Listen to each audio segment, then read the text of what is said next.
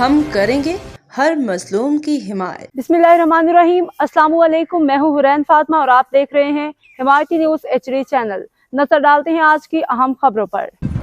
Islamabad food authority ने तनौल में छापा मार के 25 मन गधे का गोश्त बरामद कर लिया। तर्जुमान फूड अथॉरिटी के मुताबिक तनौल में 50 से जायद गधे और बड़ी मिकदार में गोश्त बरामद हुआ है और इब्तदाई तहकीकात के मुताबिक गोश्त बैरून मुल्क सप्लाई किया जाता था। तर्जुमान ने बताया कि डायरेक्टर फूड अथॉरिटी की जानिब से मुलविस अफराद के खिलाफ फिलफौर इंदराज मुकदमा का हुक्म दिया गया और अथॉरिटी की टीम की जानिब से गधे का गोश्त तल्फ किया जा रहा है।